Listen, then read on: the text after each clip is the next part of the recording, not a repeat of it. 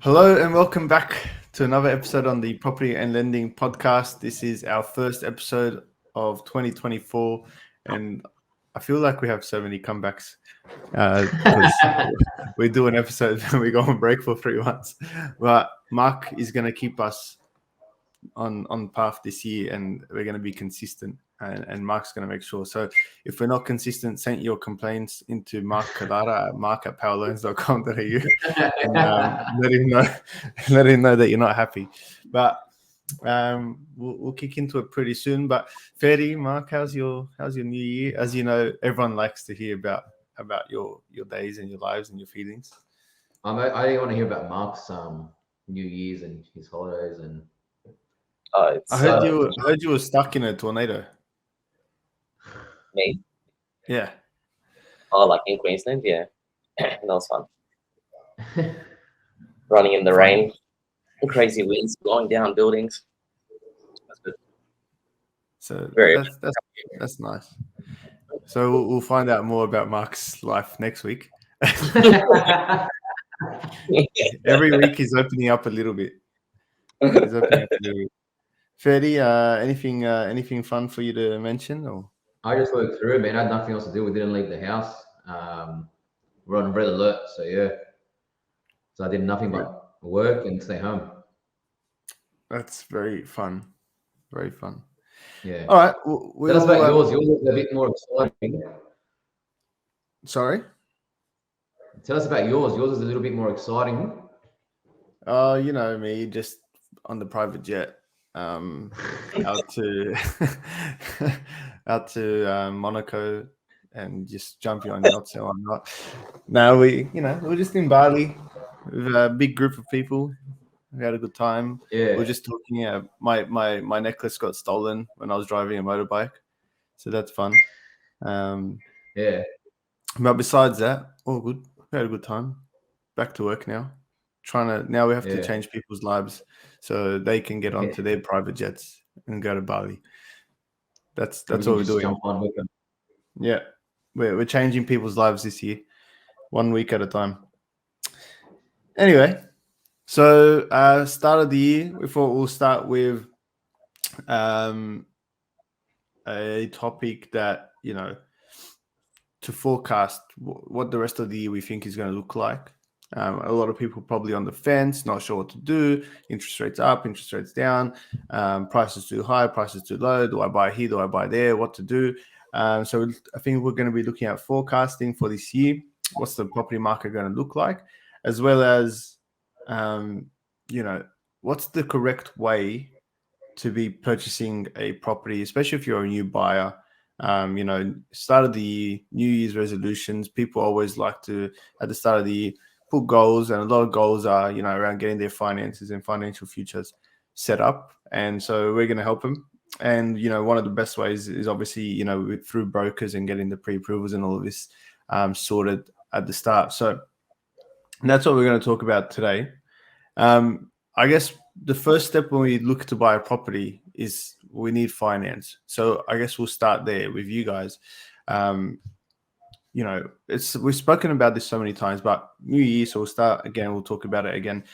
What is the correct way, and what is the best way for someone who wants to buy a property, especially if it's first time, they're not sure? What is the correct way for them to go about it from a finance perspective before they start looking at properties and before they come to me or whatnot?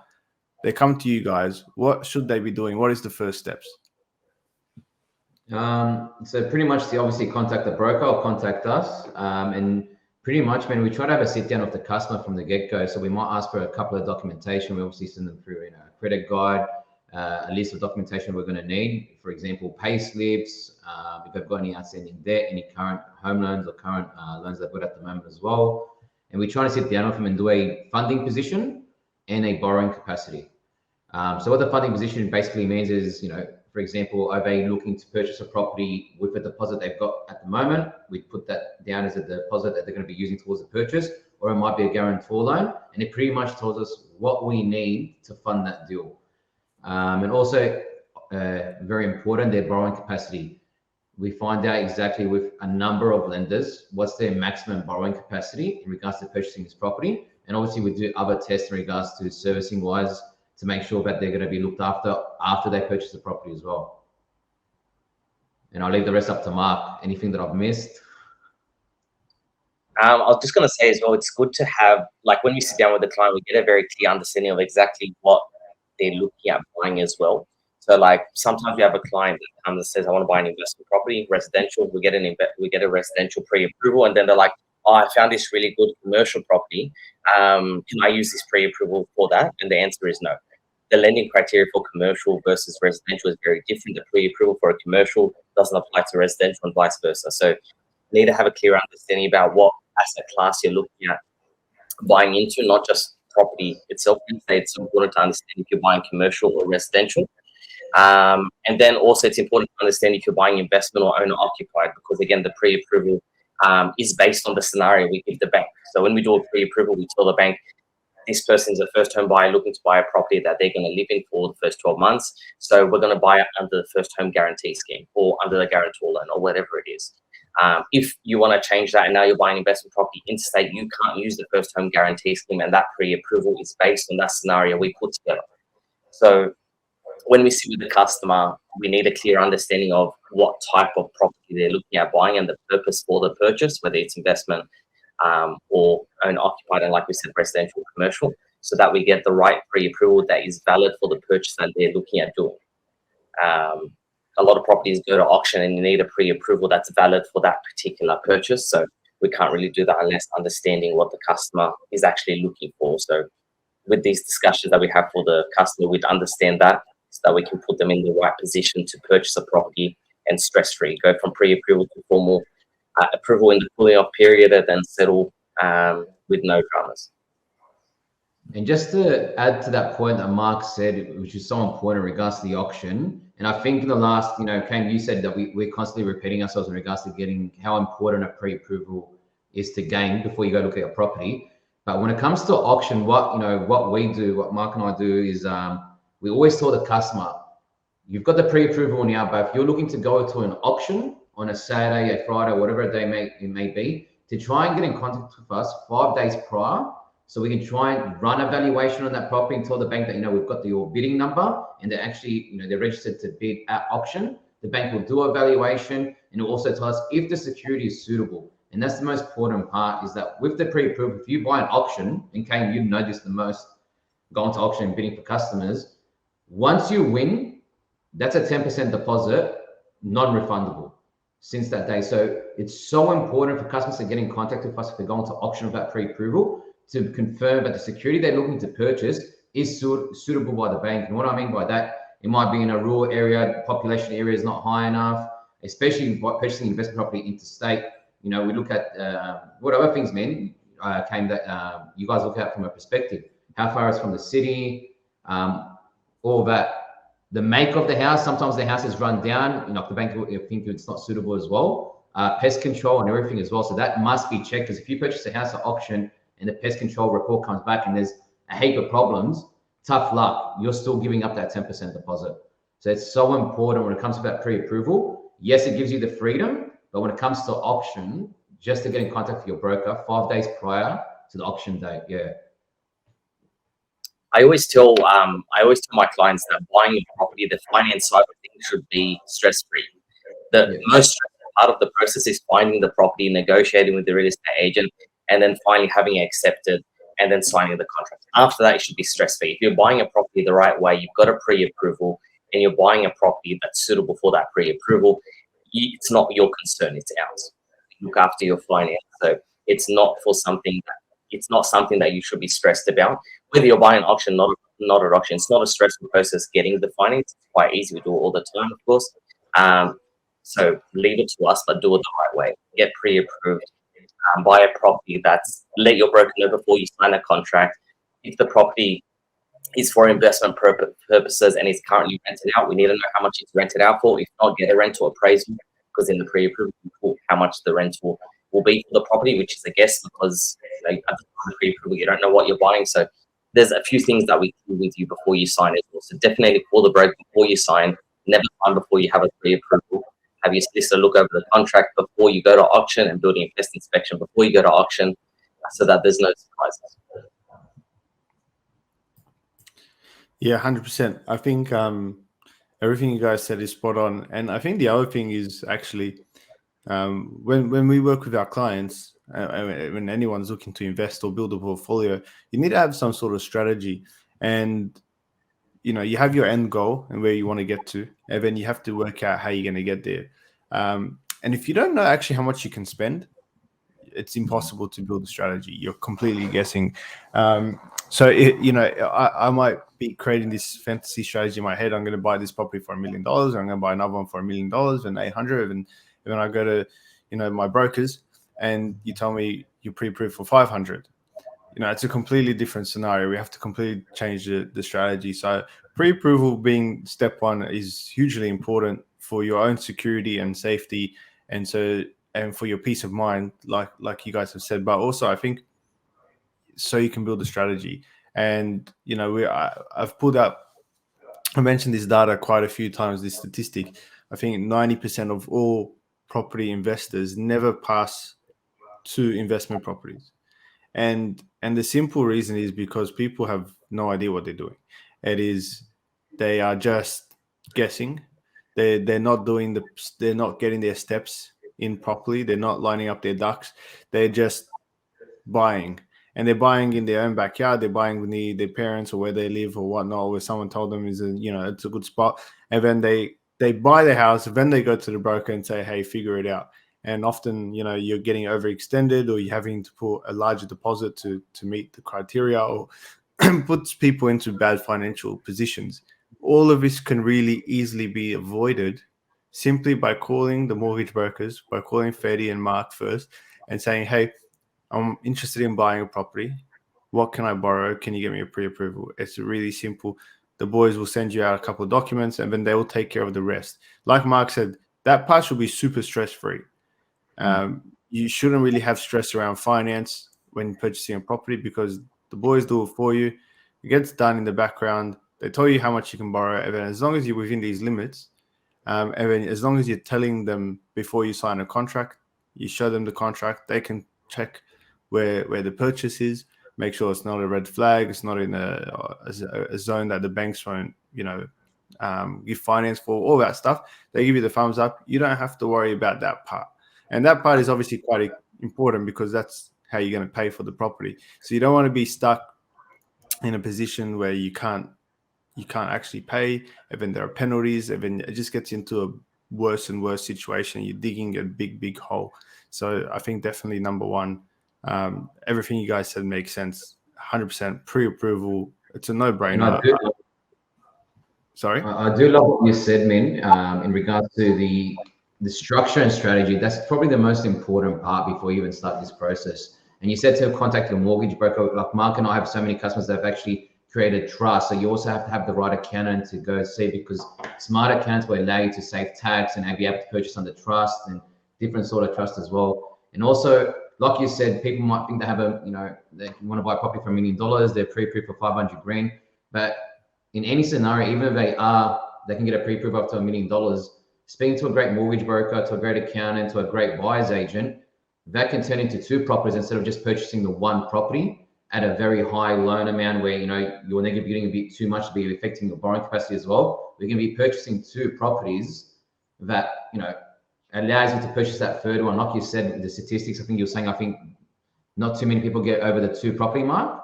Is that right? Yeah, 90%.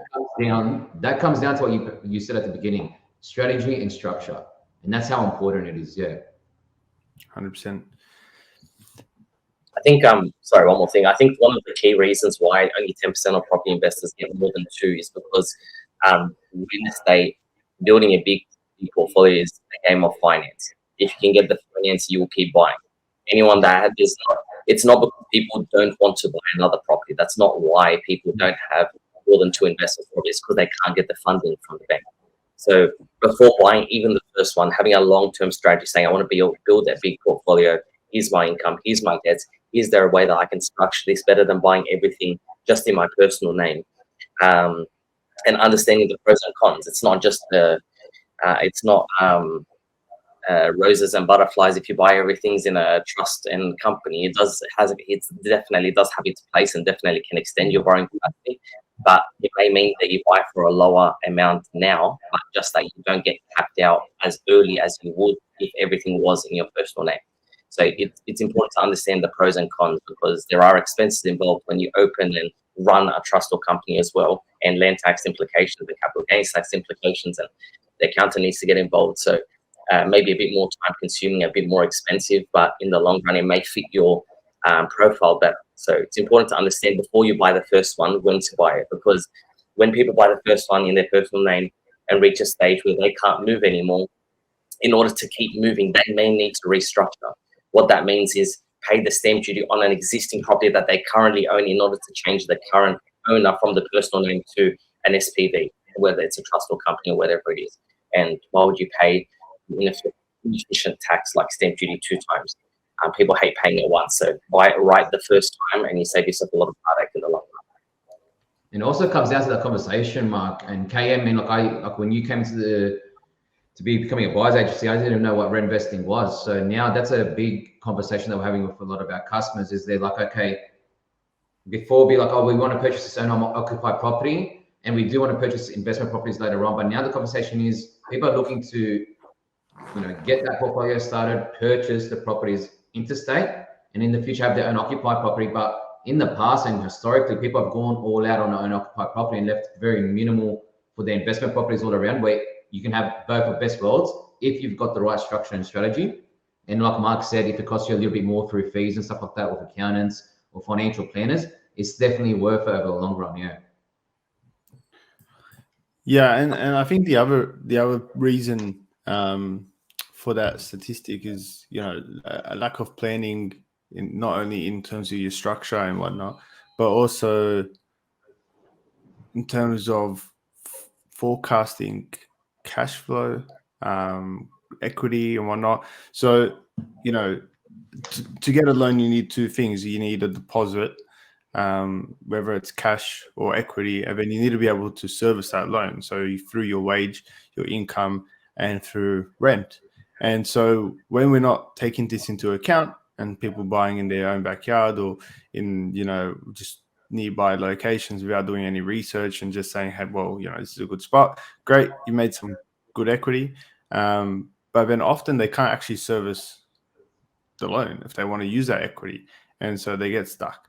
And actually, speaking to one of my clients the other day that we purchased for a few years ago in Sydney, and when we were starting to work together, he insisted on purchasing in Sydney, and we got a great deal, and he's made really good growth. But now that, especially with rates being higher, he's really feeling the pinch on his mortgage payments. And he said to me, Cam, I wish I just listened to you and purchased interstate, because I'm really I can afford it and I can hold it, but it's going to be very hard for me to buy another one right now, especially with rates being high. And that's the thing, is that, we will look at the full picture, and you have to look at the full picture, and really, it's very important to know where you want to go. If you jump into your car and you just start driving, you're just going to drive aimlessly. You're just wasting petrol. You don't know what you're doing. You're literally wasting money, because you're not going anywhere. You're just spending petrol. But if you know where you're going, then you can find the best route to get there and be the most efficient and plan how you're going to get there. And that's exactly what you got to do at the start. So first is, you speak to your brokers, get that number, and then figure out your strategy and work out where you want to get to. And if it's only just one property, that's cool, as long as you know what you want to do. Not everyone needs to be building huge portfolios. But obviously, if you listen to our show, more likely than not, you are looking to become financially free, which means planning and strategy and being very selective and specific with what you are doing, and not just picking random properties in random places and just saying, oh, I heard Perth is good, I'll buy in Perth, because there's lots of bad suburbs in Perth, and likewise lots of good suburbs. Same with Adelaide, Brisbane, and Sydney. It doesn't really matter. It needs to be really specific and laser focused with what you're doing in this process. I think also I know we keep talking about this, but I think another reason I just thought of why people don't get to that 10% last 2 properties is that a lot of the time when we talk to clients, they're ultra rate sensitive. When you're trying to depend on certain credit policies, to allow you to extend your borrowing capacity because you bought the right way and you bought into companies and whatever it is. Not all banks provide that. And there may be tier lenders that provide that, and their rate may be 0.2% or 0.3% higher. They may require a 2% deposit, not a 10% deposit, when you get further and further and further down. So people that are flexible are the ones that go further. People that are, I want the absolute best rate on the market, and I'm not expecting anything besides that, will stop at 1 or 2 is because they are depending on the credit policies of that one bank that is the cheapest in the market, and you're really pigeonholing yourself. So as you get further and further down, more and more flexibility is required in order to maneuver through the bank's credit policies through the advice of your mortgage. Yeah, 100%. Might just, because we've been going for about 20 minutes now, I might just shift over to the next step or the next part of our conversation is and forecasting for this year, what we think is going to happen collectively. I might just touch on what happened in 2023, quick overview. So last year we heard, I don't know if you guys, I know what you guys heard, but I don't know if you heard it as much as me, but there was a lot of doom and gloom. People calling me, the rates are going up, the world's coming to an end, can't buy property, and everything's going to crash, yada, yada. Not sure, but I would guess you guys had similar conversations. But if we look at actually the final numbers for 23, only 3 capital cities had negative years in terms of Which one? Do you want to guess? Negative. Shouldn't be hard. Want to go Perth? No. Perth had the highest growth in 2023. Damn. That's why we're buying there, Eddie. What about Tasmania? We not buy. Think of like the 3 small capital cities. Tasmania, is that one? Yeah. So Hobart was had -3% over the year. Canberra, yeah, minus 0.3, and then there's one more in between them. If you think north of Australia. Bro, I was the worst in geography. What are you doing? The other city we forget is part of Australia, Darwin. So Darwin had a -1.5% growth over the year. But then we look at the rest of Australia. So Melbourne's been struggling a little bit still. Had a 3% over the year, which is, it is what it is. It's okay. But then Adelaide, Sydney, Brisbane, Perth, 8%, 10%, 10%, and 14 or 13.5% in Perth. So these capital cities have had very good growth rates, actually better than usual in terms of the typical average growth rates in Australia, and that was in a year of interest rates going up and uncertainty around rates and uncertainty around recessions and whatnot, and all the doom and gloom, and these areas went up by 10%. So if you did not purchase because you were sitting around waiting and thinking that market's going to crash and either I'm going to get in when it crashes or you were just scared, you've lost 10%. And let's put that into real numbers because it is a real number.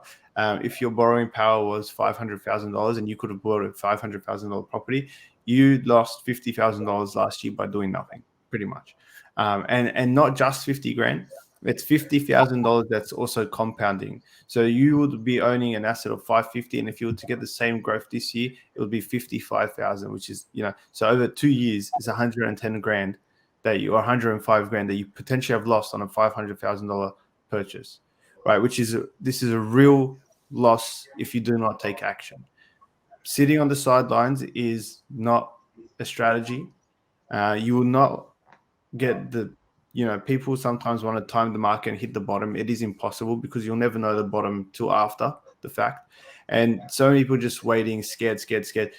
I have someone else who messaged me 2 days ago and said, can we have a chat? And I was looking at, I said, oh, I've messaged this person before. And it's literally 1 year ago that person messaged me and said, let's chat. And then didn't take action because they were waiting. And it's been a year and they said, let's chat. It's been a year. We should have bought. Yeah. In that year, that person would have made $50,000, $60,000, $70,000 based off the the budget that they had. So I think that's very important to know, and I think it's important to look at these numbers for 2023, considering all the the problems and the doom and gloom that we had in the media and whatnot. And one of the reasons for growth is lack of supply in really tight areas. The areas that we saw having the biggest negative impact were the high net worth locations. Again, so $3, $4, $5 million plus locations. But below that, I mean, especially the interstate market, Perth with the highest growth, 14%, is huge. 14% is massive, right? It's a massive growth rate, as well as 10% across the other cities. These are areas that have affordable investments with very tight markets. Now, again, not all of Perth has grown, not all of Brisbane and Adelaide. There are some suburbs that have done better than others, and it's very important to be picky. But these locations also have great yields, which is helping with the cash flow and serviceability when it comes to building that portfolio. So what I think we'll see this year is we're going to see very much the same, a lack of supply. Rates may hold high and then come down towards the end of the year. Maybe we might even get one more rate rise. I'm not sure. But definitely as we move away from and we move on from the COVID era and people back to work and life is moving on and we're trying to fix this inflation problem and people are moving on with their lives, more travel, more spending, whatnot, and more work and all these things happening, immigration, migration, we're going to see prices continue to increase. And specific locations will increase and do better than others. And I think it's very important that if you're interested in actually taking care of your financial future, is to speak to the boys, get a loan, get a pre-approval, come to us. We'll run a full data analysis to find the best locations for your particular strategy and budget, and then execute so that you are not losing money by doing nothing. It is a real thing that people lose money by not doing anything, and it's real money that's being lost. I think this year we'll see the same thing. We're going to hear a lot of doom and gloom in the news, but actually behind the scenes you're going to see property prices increasing because there's a huge lack of supply across the market. And from a rental market perspective, it's not getting any better. Very hot, rents are getting higher, and the demand is much higher and the supply is almost zero. So that's my forecast. I don't know if you boys have anything different to add to that. I think it's been worry for you. What once it hasn't changed, migration, historic yields. I think last year to June, 624,000 people to the ABS came into us. Those 624,000 people need a roof over their heads. Some of them, a lot of people, when you told them that, they say, okay, well, these are people that can't qualify for loans because they're not, PRs or Aussie citizens. We have many people coming from overseas. I had a client that sold a bunch of properties in China and came and bought in cash in Sydney, and it's a story that keeps coming and becoming more and more prominent. So migration is a real stress on the rental market, as KM saying, and will continue to squeeze the market upwards, increasing the yields the rental incomes. The yields may stay the same because the property prices will be increasing accordingly. But also, even like the current building approvals are very low, and they definitely will not meet the demand that migration is bringing in. So if the houses aren't increasing, which is what KM's saying with the lack of supply, but demand is increasing with migration coming in, then that excess demand is going to further push up the prices, which is basic economics. So definitely expecting prices to continue increasing. Definitely expect buyer sentiment, I think, to increase as well. Like people, as soon as they see several months of the RBA not increasing, more and more people become more and more confident that we have hit the peak, which for some reason is something that people are waiting for. They're waiting for a lot of other people to become more comfortable to jump in the market to further increase demand, which also makes no sense. But I think by seeing a few months where the RBA goes by, buyer sentiment will increase as well, further worsening the the market for buyers, because a bunch of competition will come their way. Yeah, I've got to tell you, man, last year was a bit of a journey. Like you said, there's a lot of gloom in the market. Man, rates were going up, customers freaking out. I think all of us were freaking out with the rates going up. But it's funny, we had a lot of customers come through, man. One of my customers, a very proactive one. I even asked him if he was just purchasing property, through super, personal name, everything. I'm like, you're not worried about the rates? Because I am, but I'm purchasing as much as I can now. Because when the rates were to go down, his repayments are only going to go down, his property is only going to go up. And it's always going to come back to what we always say. If you're able to afford to buy a property in this market or any market, go for it, because it's always the best time, because you're able to afford right now. Because maybe, for example, the best part of the scenario was COVID, when the rates were so low, a lot of people actually got into the market and they took advantage and purchased a property or investment property owner occupied. But if they were to purchase the exact same property today, they're not going to be able to, in regards to servicing and borrowing as well. So it's always going to come back to, if you can afford to get into the market, then it's always going to be the right time, because it's a 30-year investment. It's a 30-year loan term as well. And I think like buying a property nowadays when the rates are maybe as high as they will be over your 30-year loan term, who knows? But given that that's quite likely, it's actually the safest time to buy property when you're going to be paying the maximum repayments, because when the repayments go down, you will feel that relief. The rent will continue going up, so eventually you'll become neutrally geared and even positively geared, hopefully at one stage. So if you can afford to get into the market now, it's definitely a safer time to buy now than in COVID, when the rates were ones and twos. Yeah, I mean, that's a customer, or that customer even said to me, like, because I'm worried, like, I was like, I mean, this is high interest rates for these loans, and he's able to cover and manage it as well. And he goes, man, it's all about keeping my head above water for now. He goes, he always goes through this historic kind of up and down, like we always know of the market and the rates and everything like that. And he goes, as long as I keep my head above water, as I keep my loan repayments up, the moment the rates come down, he's actually laughing, because he's able to service the loan at that high interest rate, like you're saying, Mark. He's able to make those repayments now. Just imagine when those rates come down and those repayments come down, his borrowing capacity is also going to improve as well, because his repayments are lowering as well, and he's going to be able to borrow for something else. So yeah, I think all of us have repeated on this podcast a number of times. The best time to enter the market is when you can enter the market. You're able to borrow to enter the market. So, and that's one thing I've learned. Like I said, since I've met KM, I didn't really know about rent vesting or long-term investments and all that. But it's just been proven time and time and again, the best time to enter the market is when you're able to. And if you're not able to, Mark and I can walk you through, pretty much hold your hand month to month to make sure you're saving and getting to our targets. So we get in a position where we actually purchase that property, whether it's just in 6 months, 3 months, a year, we're still going to be around for that. I was just gonna say, I always find it funny when customers say, "Oh, I'm waiting for the market to dip. I'm waiting for point of the market." What's funny is that when it's the lowest point of the market, you don't know it's the lowest point until the market goes up, and then a few months later, it's reported on the news. By that stage, a whole bunch of new buyers are now in the market, pushing up the price. And if historically Australian property prices teach us anything, is that when Australian property bounces back, it doesn't bounce back slowly. It's exponential growth after any downturn.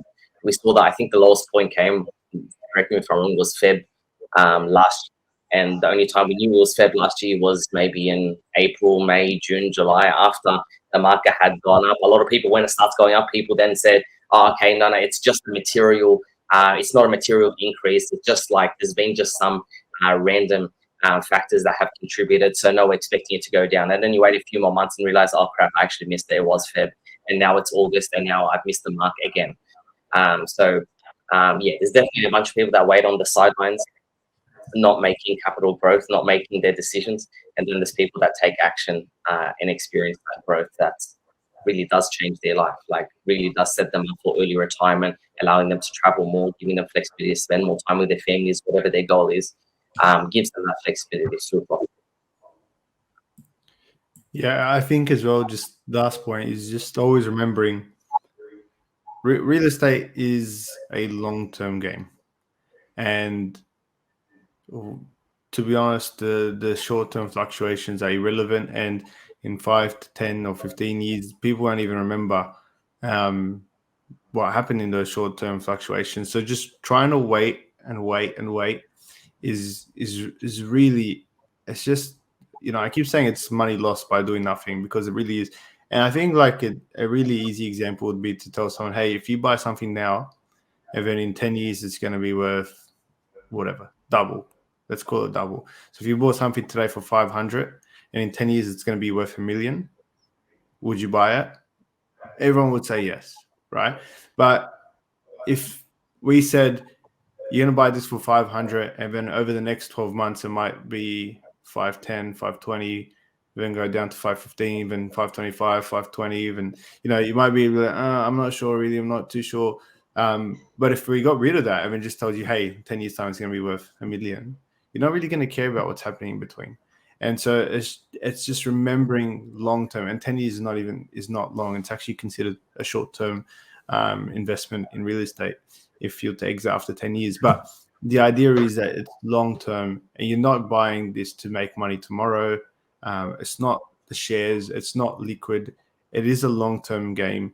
And so if you are looking for long term, you're not worried about timing. It's all about time in the market and getting the compound growth and the compound interest, and really, like Mark said, changing your life. We do it every single day for our clients. We are making people financially free for the rest of their lives every single day. I don't know why we're not the busiest people in the world, because literally we're just making people money all the time, and in the right locations so that you're outperforming the markets. But this year, that's what we're going to see. I think as well, as soon as we see that first rate drop, it could be the smallest drop, just a 0.25% drop, consumer sentiment is going to go through the roof, and you're going to have an influx of demand, and there's already a lack of supply, and that is going to see it's going to be a what's the word? There's going to be blood in the water, because there's going to be people fighting, right? There's going to be people fighting for properties, and that's where you see people buy incorrect properties. And we always see this when sentiment is super high, people are rushing and making bad decisions and buying anything, and then they get a quick wave of growth or whatnot, and then it's when things start to go slower and back to normal, and the supply demand is a bit more balanced. Is that people who bought in the wrong markets, in the wrong spots, they tend to lose out long term compared to the people who did it properly. So I think that's my last 2 cents. Is that? Do you guys have anything else to add, or should we wrap? I'm just going to say, I mean, the sooner you get into the market, the sooner you can leverage off that current property to purchase your next one. So it's all about, like, it's not just the one property you're going for, or maybe it is. It just depends on your strategy and structure. But if you're looking to build a portfolio loan or get into the investment market and start purchasing properties, the sooner you get in, the sooner you can leverage off that property as well. It's all about growing leverage in this game, in regards to purchasing your next one. It's all about equity. People, having access to the equity, leverage off that equity, and purchase the next property. It really comes down again to the strategy and structure. But I agree with everything that you both were saying. Yeah. Beautiful. Well, let's wrap it up there. About 40 minutes. So thank you, boys, for joining. As always, our first episode of 2024, and hopefully to at least, let's call it like 40 more episodes for the year. Let's not say 51 more episodes, because we'll be lying to ourselves. But if anything less than 50 anyone is on Mark. Sorry? Anything less than 50 is on Mark. That's true. So any complaints or any issues regarding the podcast, as you know, please email mark@powerlearns.com.au. Anyone that wants to make money, email ferdy@powerlearns.com.au. No, thanks, boys. And but if anyone actually does have any topics, because we're always trying to find topics that are relatable and what people want to hear, email any of us, message us on Instagram, Facebook, whatever, and we'll get it on. And we'll go from there. Thank you guys as always, and we'll talk soon. See you guys.